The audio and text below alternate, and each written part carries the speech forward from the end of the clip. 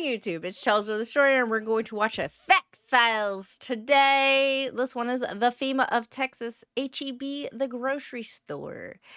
Grab your snackies, grab your bevies, let me know what you're eating or drinking down below. And let's get to watching. All right, for those of you that don't know, the first video I ever made on the internet was about Aldi, my favorite grocery store. Well, Aldi has taken over all the Winn-Dixies, and I'm not a fan of that. Give me my Winn-Dixie back when Dixie was peak.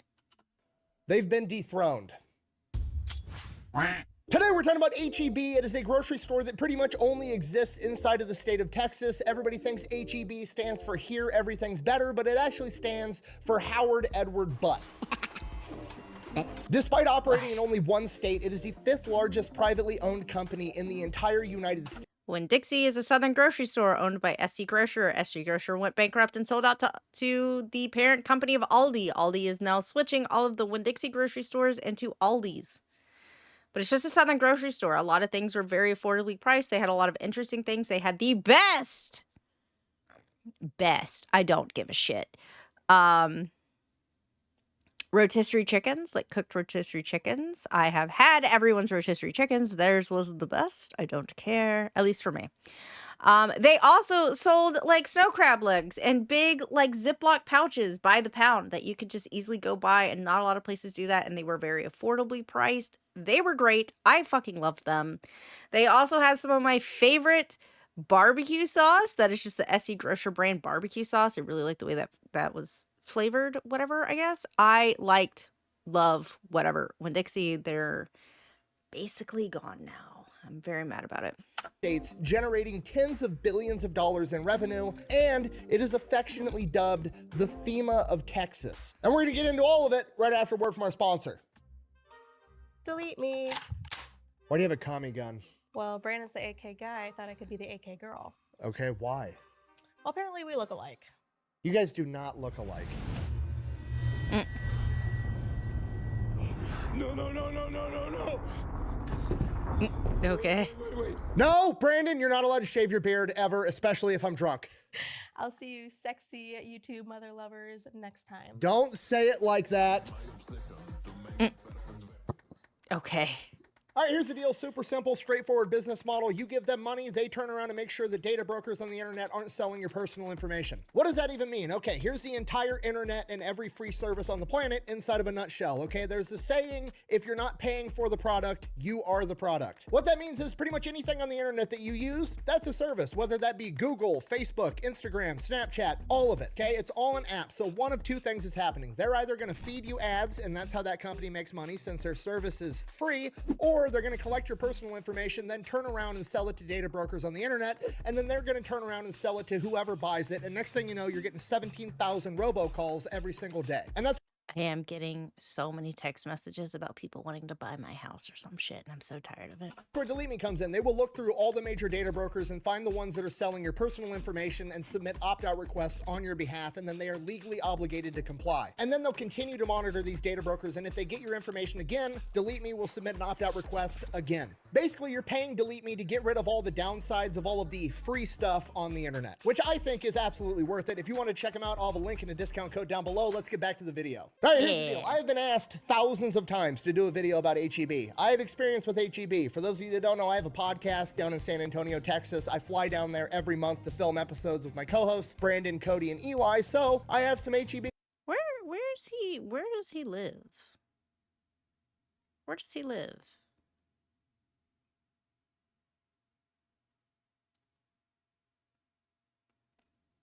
Because, like, he flies down there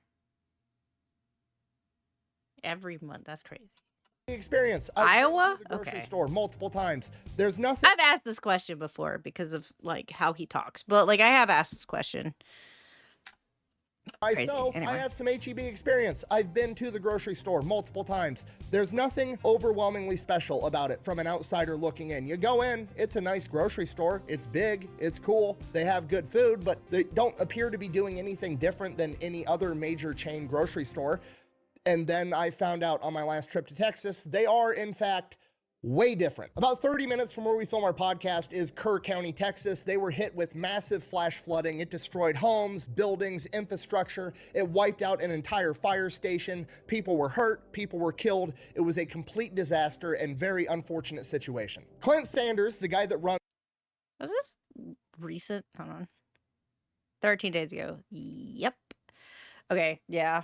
I was like, wait, is this what just the flooding that just happened? The answer is yes, and that was a whole lot of stuff. Bunker Branding, my merchandise company, and his wife Jenna are both from Kerr County. They grew up there their entire lives. So as soon as that disaster hit, they were using Bunker Branding in its warehouse as a point to gather up a bunch of supplies, and then they were shuttling them into Kerr County to whoever needed them. So while I was down there, me and the guys over at the Unsubscribed podcast took a day and we grabbed our trucks and we were helping them move all these supplies into Kerr County. And when I got there, HEB was there. And when I say HEB was there, I don't mean they sent a truck full of supplies and were handing it out to people. No, they had an entire disaster relief operation on par with FEMA or the National Guard up and running the entire time. They had semi-trucks that were specially kitted out to be mobile kitchens, cooking thousands of hot meals and giving them out to people. They had tons of food, tons of water. yeah. They had places for people to charge their cell phones. They had places for people to shower. They had a mobile pharmacy handing out medication. It was a full-on professional disaster relief effort by a fucking grocery store. It was overwhelmingly obvious this was not something that HEB threw together on a whim. This was like a professional team with professional equipment doing this. So basically, they have this shit on like retainer. Not really retainer. They have this stuff like just they exist. It's there and ready. Because like, you can't just like, I'm just going to overhaul this 18-wheeler in a day. Like, to be a mobile kitchen and all this other stuff. That's crazy. Job, and it's ran by a grocery store. So naturally, I had some questions. To be fair, okay, so y'all are saying FEMA is like also, I think, kind of has to get through governmental stuff. This is private. So this response team is by a private company. So they can just be like, hey, private company, like, or hey, my private go team, go. So it's like, it's a little different.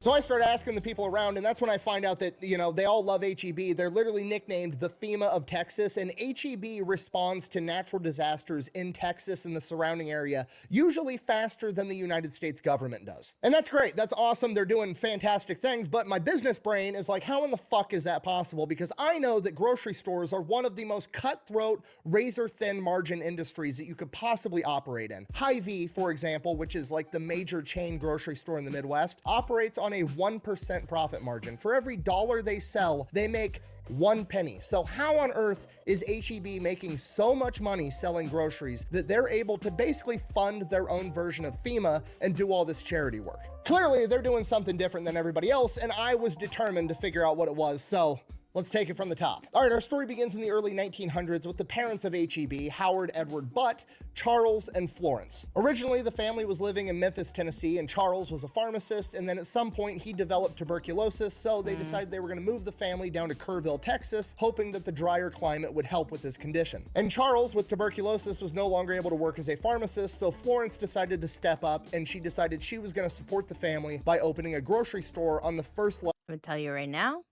whether or not red tape should get in the way of disaster response, I mean, I kind of agree with you. It shouldn't. That is governments. Governments have a lot of checks and balances and red tape on base level, right? So, like, we're not even going to talk about, like, anything deeper than that. But that's what you're going to come across when you have something that is, like, federally funded. It's going to be slower, unfortunately.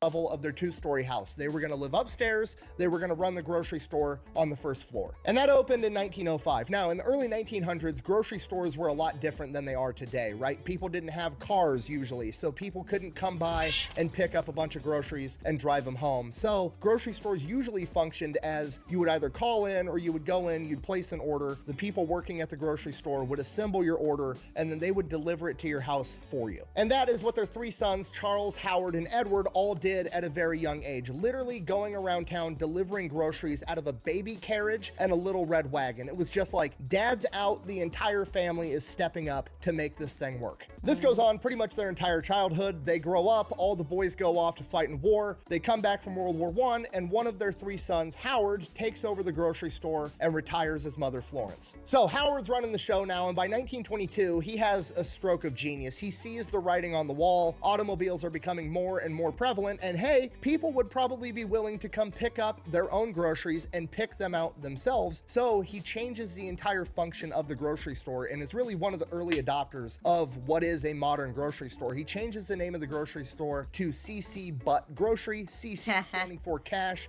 and carry, telling the audience, hey, you bring in cash, you carry your shit out, you fuck off. We're not gonna deliver groceries anymore. And this is genius because in exchange for that, he's saving time, money, and labor by not having to pick out all the groceries and not having to pay a delivery guy. We have gone in one big ass circle. Has anyone else figured that out? Like, hey, originally you order the groceries, they get delivered to you. Now it's like, nope, you come in, you pick up your own groceries and you leave. It's 2025. Now you can order groceries online and they get delivered to you. Big ass circles. That's all humanity does, is we go in circles. To go take the groceries to your house, so he can offer the groceries cheaper than anybody else is able to. So his grocery store becomes very popular in the surrounding community. And on top of that, well, I mean, yeah, we added a delivery charge, but still. The way the old grocery store functioned, they didn't have debit cards and like writing checks and stuff. So when you were, calling into an old grocery store, placing your order and having it delivered to your house, they would just send you a bill at the end of the month, which as bills work, sometimes people don't pay them or they order shit and then they can't afford it later. So a lot of the time when you were running these old grocery stores, you just wouldn't get paid on time or you wouldn't get paid at all. But now the customer is paying when they pick up the groceries, so he doesn't have to worry about going out and collecting debt anymore either. So it's just a better business model all around, and he's one of the first people to ever do it. From here, business is going great. He's well established in his local community. Everybody loves him, so he decides he's going to expand and open up more grocery stores. And unfortunately, it fails tremendously because he has no name brand. He opens up 4 different grocery stores. All 4 of them fail. Unexpected problems? Good. We have the opportunity to figure out a solution. And because this guy's a business genius, he realizes it's not his company, it's not the way he does things, it's not the way he runs things. He just doesn't have the right marketing. He doesn't have the name brand. The name brand at this point in time is Piggly Wiggly. Piggly Wiggly all over the world. Y'all, I haven't been in a Piggly Wiggly in a hot motherfucking minute. It's been years. I have some in town. I just haven't been there. I think they still have butchers though, so I might need to go buy one. And lucky for him, Piggly Wiggly is a franchise. So what he does is he actually buys the rights to use the name Piggly Wiggly in 3 separate locations, and he opens up 3 Piggly Wigglies, but he runs them the same way that he runs his grocery store, CC Butt Grocery. And they do great. So then he ends up buying out 3 more Piggly Wigglies that are already built, and he starts running them the same way. Then he opens up another one. And then once they're established and matured in the community and everybody knows how this new form of grocery store operates, then he changes the name over to CC Butt Grocery. See more butts. Who's see more butts? Nobody see more butts than you, Uncle Tony. It's like grocery store guerrilla warfare. It's fucking beautiful. God. By 1935, all the other grocery stores are What is special about what? Piggly Wiggly? I don't fucking know. It's just an old brand, I guess. I mean, it's been here for this long, I guess. I have not been in one in a long time. Like, a very long time. Again, I have some in town, but some places are phasing out butchers, by the way. I don't know if you've noticed this. Like, Target's really bad about that, where they're phasing out a lot of stuff if you pay any attention. I feel like Piggly Wigglies still have a butcher on site in their stores. So, and generally, if you don't know, if there's a grocery store and it has a butcher on site, you can ask them for specific things. You can ask them for cuts.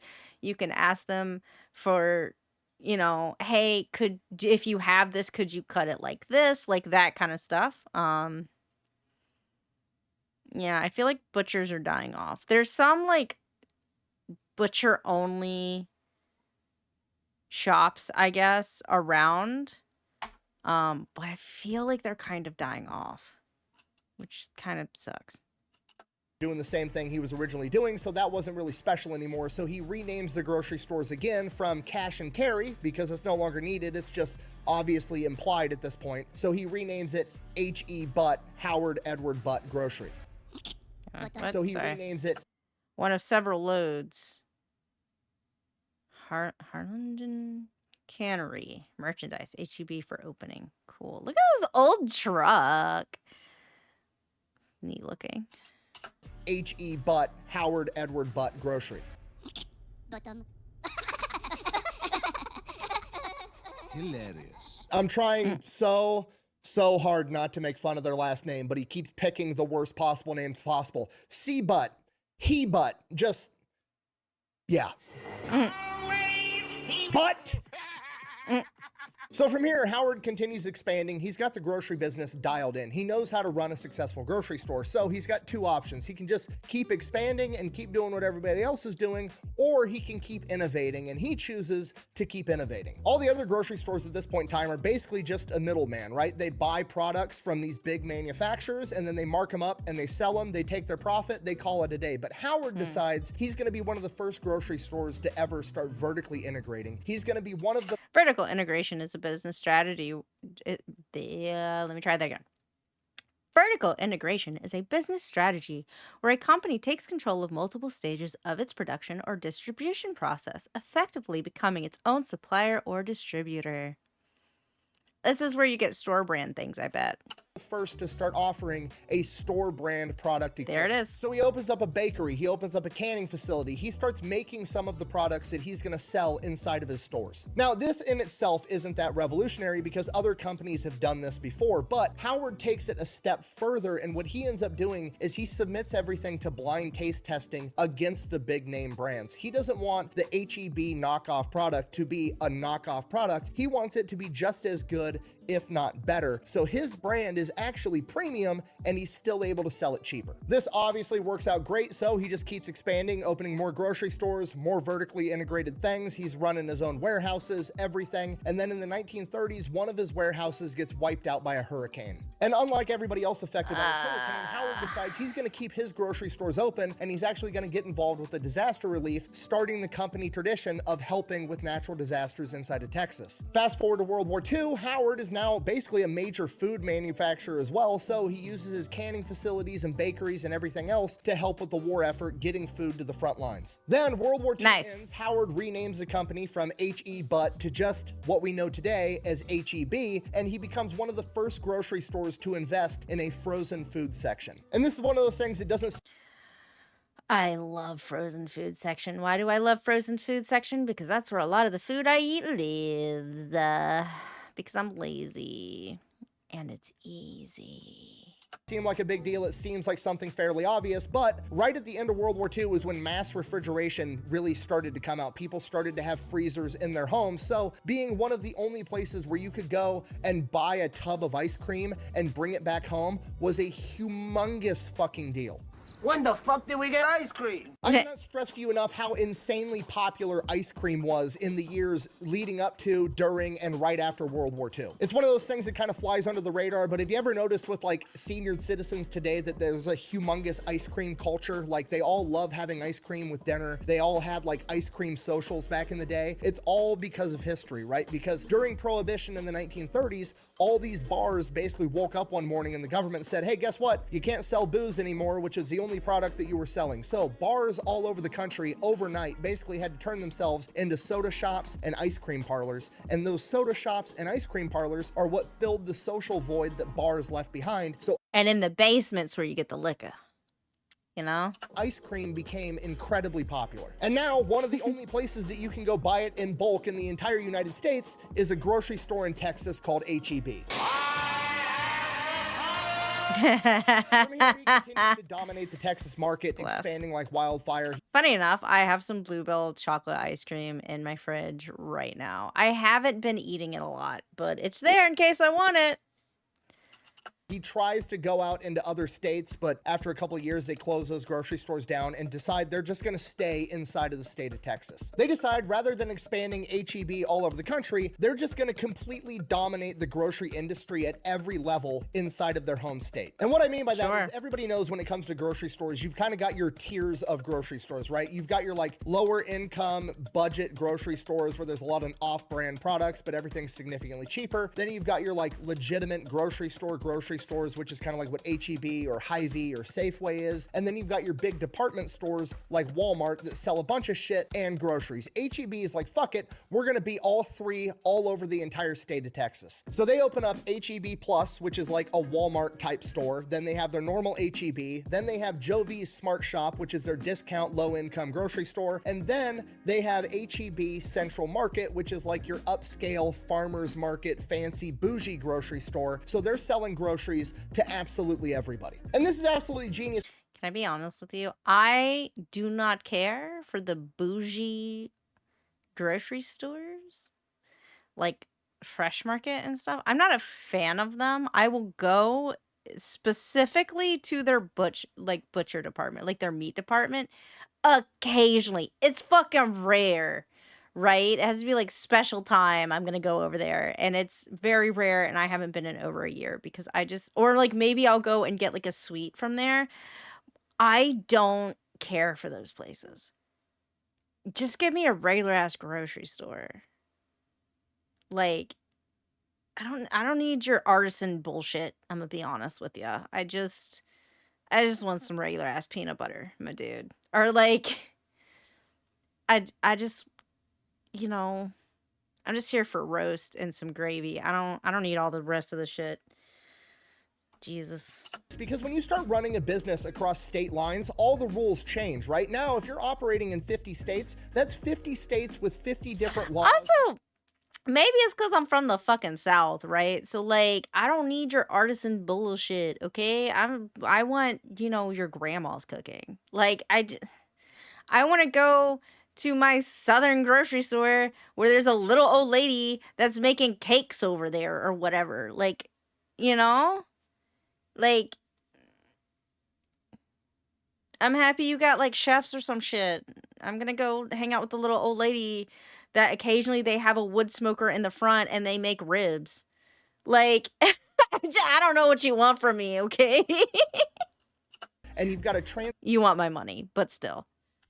If you're operating in 50 states, that's 50 states with 50 different laws, and you've got to transport the equipment from your factory in Texas all the way up to Rhode Island, and it just turns into one gigantic fucking headache, and you're hiring 2, 3, 500, 1,000 people just to know all the rules and regulations for every single state. HEB is like, fuck this, we're just gonna own the entire state of Texas. And you know what? It works. That is a thing, by the way, is like large corporations will make policies based off the laws or regulations of one state, and they'll just unify that across all of their states just to make it easier, like everywhere. And like, I get it, but it is annoying, right? It's a lot of times it's not California. I'm gonna be honest. It's like fucking Ohio or some shit. Like, it's weird states. I say weird states. Ohio's not really weird, but Ohio is not what comes to mind when you're like, oh, we had to change this policy because of a state. You don't think it's Ohio or like Oklahoma. It's always California with automobiles. Okay, fair. Yeah, we have stupid alcohol laws and taxes and shit. Because Texas is fucking enormous. It's basically its own country inside of the United States. And you're like, oh, fat electrician, chubby electrician guys, fucking exaggerating. No, I'm not, okay? Ukraine is the biggest country in Europe. It's almost the size of Texas. So just by dominating one singular state, Texas in the United States, they can be one of the biggest grocery providers in the world because Texas is so fucking big. Now, by the 60s, 70s, Howard is getting up there in age. It's time to retire, time to let everything go. So he achieves the real American dream of building an enormous company and then taking it public. Russia is in Asia. like cashing out, making millions and millions of dollars so he can go fuck off and do whatever for the rest of his life. No, I'm just kidding. He achieves the real American dream of building something incredible. I think Russia is considered Asian. Because more of it, I think, is in the Asian continent. I'm gonna look it up. Okay, I looked it up. Since it is considered both Asian and European, it's probably just not being considered in this situation, to be honest, because it is not purely European. Most of the landmass is located in the Asian continent, but most of the people are apparently located in the European part. I don't know. Seems like a lot. So it's probably just not really considered what we considered Europe. So. And then handing it off to his sons and letting them take over the reins so he can sit back, relax, and watch his sons continue to kick ass for the rest of his life. And that's exactly what they do. They continue vertically integrating the company. I didn't swap screens, you're right. I'm gonna go back a little bit. So he can go fuck off and do whatever for the rest of his life. No, I'm just kidding. He achieves the real American dream of building something incredible and then handing it off to his sons and letting them take over the reins so he can sit back, relax, and watch his sons continue to kick ass for the rest of his life. And that's exactly what they do. They continue vertically integrating the company. HEB now owns the biggest milk processing plant in the state of Texas. They own an ice cream factory. They own multiple manufacturing facilities. They own over 400 grocery stores all over the state of Texas, and they have that entire community Texas is big, on fucking lock. so. They are literally a grocery store chain that operates in one of 50 states, and somehow they are the 5th largest privately owned company in the country, bringing in over $46 billion a year. So while the rest of the I mean, if you are like the one grocery store that people can go to, I mean, I get it. competition is going out here hiring guys with business degrees that know what they're doing, aka cutting a bunch of corners to maximize profits, being very short-sighted about everything. His sons are out here building an empire that's gonna last forever. And you wanna know what they do with that empire? A bunch of good shit. It's legitimately a good place to work, according to every source that I could possibly. You want me to go back to the list? Building an max, hiring guys with business degrees that know what they're doing, aka. I don't know. There it is. Cargill, Coke, Publix, Mars, HEB, Ray's Holding, Enterprise Mobility, CNS Wholesale, Grocers, and Fidelity is on there. Country, bringing in over $46 billion. These might be, I mean, I don't know about Enterprise. Most of this is food related, though. Other than Fidelity. I don't know. A year. So while the rest of the competition is going out here hiring guys with business degrees that know what they're doing, aka cutting a bunch of corners to maximize profits, being very short-sighted about everything, his sons are out here building an empire that's gonna last forever. And you wanna know what they do with that empire? A bunch of good shit. It's legitimately a good place to work, according to every source that I could possibly. Hell yeah. Like Walmart, for example, their competition is in the lowest 35% of employee satisfaction and retention rate. HEB is in like the top 5%. 50% of HEB employees said they would not take another job in a similar field if they offered them more money. Technically now the Butt family only owns 90% of HEB. The other 10% they gave to the employees. So every year, every employee, even the part-time ones, if they work 1,000 hours, gets a bonus check at the end of the year for whatever their cut of the corporate profits are. And on top of that, they do a ton of charity work. They donate millions. Which means they do not have to give a shit about shareholder bullshit. Like, that's the issue. Once a company goes public and it's like, okay, now you have to bend to shareholders, you have to continuously make record profits every quarter. You can only do that so far. You have to raise prices, then you have to lower, like, working hours. You go on skeleton shifts. Your products, the quality of your work are. The quality overall is going to decrease because you have to figure out where you can cut money in order to continuously make record profits. And you just can't continue that forever. Like, you literally just can't. And, like, it's exhausting. I'm gonna be honest, because I 100% experienced some of this live or whatever. Like around the pandemic, a lot of companies figured out the minimum amount of workers they could have working while still having their company function. So they fired a lot of people or reduced hours and like a whole bunch of other shit. And now it's just going to get worse because like some of them legally can't reduce the amount of workers they have, or if they can, they're going to do that. The quality of your experience as a consumer is just going to continue decreasing while the prices go up, and it's not sustainable. It just isn't. Millions of dollars a year, not just to disaster relief, but to education funds. They donate back into their communities, back into the employees themselves, and they're well known for being one of the biggest retail chains to give small companies a chance. They're well known for letting small companies that are either owned or started up by disenfranchised people, or founded in Texas, or founded by veterans, to get inside their stores probably sooner than they should, to help those companies have a chance at competing in the marketplace, which is, a great plug, because I know of an energy drink company founded by a bunch of veterans that would look pretty good inside of HEB. Is that a shameless plug? Yes. Yes. And it's the choice of a new generation. Don't judge me. Okay. I gotta shoot my shot, all right? We've got Echelon inside of pretty much every PX and every military base in the country. It would look really good inside of every HEB in Texas, too. Sorry, anyways, this brings us back to the disaster relief thing. They've been providing disaster relief to pretty much every natural disaster to hit Texas and the surrounding area since the 1930s, and they did way more than I even saw on the ground over in Kern County. HEB has a full-time disaster relief team. They're literally running their own miniature version of FEMA that somehow responds faster than FEMA. On their HEB website, they have advice, tips, tricks, weather tracking to help people know how to survive a natural disaster.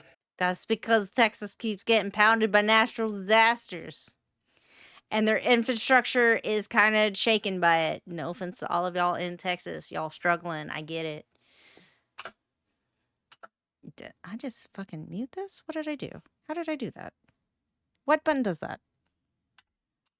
Weather tracking to help people know how to survive a natural disaster. And then when the natural disasters do hit, they mobilize massive convoys to go in with mobile kitchens, showers, cell phone charging, food, clothes, medicine, absolutely everything you could want. HEB is on the way to get it to you. And then they donate millions and millions of dollars back into that community to help with the reconstruction. Now, we don't know what the totals are for Kern County, Texas, because that disaster is still kind of unfolding and just now getting addressed. But in 2017, with Hurricane Harvey, they donated $6 million towards reconstruction, had 60,000 hot meals distributed, and 150,000 cases of water. Which Hell raises yeah. the question, how in the fuck are they able to do this? Because like I said, grocery stores are the most cutthroat, razor-thin margins that you can imagine. Literally like a 1% profit margin on product. How do they have tens of millions of dollars to donate back into these communities and then have a full-time emergency response team on hand whose entire job is to track the weather and respond to natural disasters for their community? I, for the life of me, could not figure out how they had the money to do this. So I dug and I dug and I dug and I finally figured it out. And it's fucking genius. The way HEB is managing to make so much money, I believe, is because they're not just a grocery store that's vertically integrated making a bunch of their own products, they're also a real estate developer. Somewhere along the line, HEB realized that That'd do it. Like, that would do it. going to the grocery store I thought, right, that there was going to be like, okay, like maybe their factories also sell to other places or ship out to other states or something. And so their factories are just generating money. is, you running errands. And you know what makes running errands really convenient is if all your errands are in the same place or even the same parking lot. So what HEB noticed is whenever they throw up a grocery store, people were coming to their grocery store because people got to buy groceries, right? Oh my God, they're basically making a strip mall, aren't they? Aren't they? Oh my God, I bet you. Okay, so they make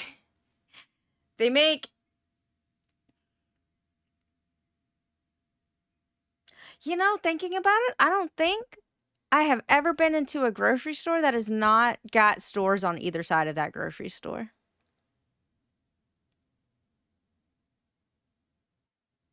other than like a Sam's Club, which technically isn't like a grocery store, right? It's a Walmart. So like I've never been in a grocery store that is a standalone building of just grocery store. So they're making these big ass buildings for the grocery store, and then they were having stores on each side of them, and they're renting out the other stores because they own all of it. Is that what every grocery store is doing? Oh my God. Oh my God. And like, you know what? There's always other stuff around grocery stores. I wonder if they own like just big lots of land and they're like, we're going to put a giant parking lot in front of our store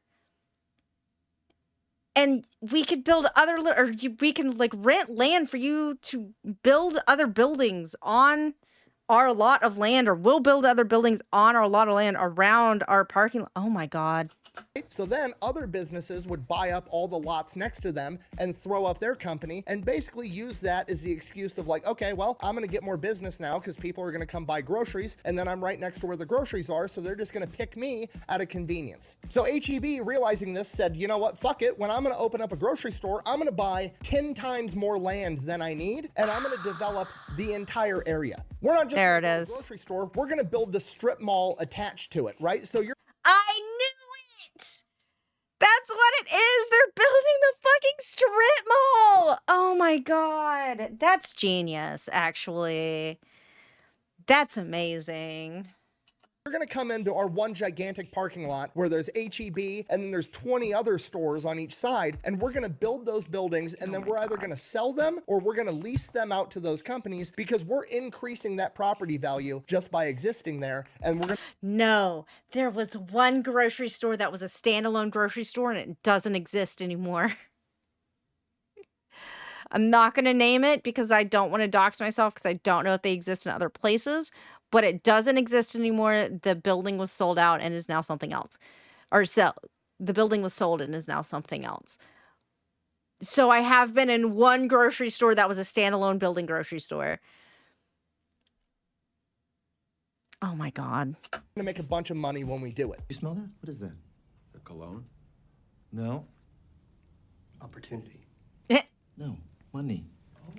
Okay, it's literally like a great white shark leasing out the space on its belly to those little sucker fish that eat all the shit that the sharks don't end up eating, Lamprey? right? It's absolutely brilliant. It's literally the field of dreams strategy. If you build it, they will come, and HEB figured, fuck it, I'm gonna build it for them too, and then they can just rent it from me. And the entire thing just feeds into itself because guess what? If you got one of those 20 stores in the strip mall connected that you're leasing out to, and somebody has to run errands at that strip mall, guess where they're buying groceries at now? HEB, at a convenience. So they're both feeding off of each other, but HEB is benefiting off of all of it because they own the whole thing. So yeah, that's how they do it. It's one of the most genius business models I've ever seen, and what's even cooler is they take a bunch of that money that they make off of this brilliant business model and do good in their community, literally becoming the FEMA of Texas. So yeah, the moral of the story is don't sell out. The American dream is not to build a company that's worth $1 billion, sell it to the open market, and then make $1 billion, fuck off, and buy a Lamborghini for the rest of your life. No, the real American dream is to build something, make $1 billion along the way, and then hand it down to your kids and let them continue kicking ass and let them go out in the world and do good things, which is exactly what HEB did. The world would be a significantly better place if more companies acted and operated like HEB does. Imagine if Walmart or Target or any of these other major retail stores did exactly what HEB does. They could do it. There's no reason Walmart shouldn't have a convoy for disaster relief going in and helping people out, but they sold out and they're subservient to a board of investors, and the only thing they give a fuck about is making more and more money, where HEB cares about making money, but they care about the people they're making money from and they give back to them. And that's why HEB has its cult following that I didn't understand until I did the research for this video. It's because HEB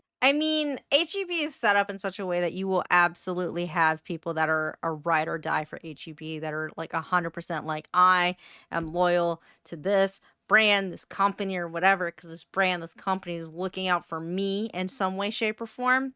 Like, even if it's not directly, right? Like, oh, I wish there were more companies like this.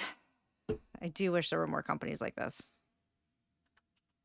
HEB isn't just some company coming in trying to make as much money as possible. HEB is legitimately a part of the Texas community and their culture and genuinely cares about the people that they serve. So in conclusion, I am in Texas an awful lot, and I am absolutely not sold on the notion that everything is bigger and better in Texas, but holy shit, the grocery stores sure are. Thank you for watching. Best way to support the channel is go buy some merch over at thefatelectrician.com. Quack bang, out. Foreheads on foreheads. Also, they have homemade tortillas that are really good, and their Doritos have more cheesy powder than name brand Doritos, so there is that. So it's cheesier. It's tastier. They got the more flavor. Never been in an HEB, unfortunately. I want a similar grocery store down here. They took away my Winn-Dixie, and I will forever not be mad about that. No, that was wrong. I will forever be mad about that. There's not going to be a day of my life where I am not mad about that. That one.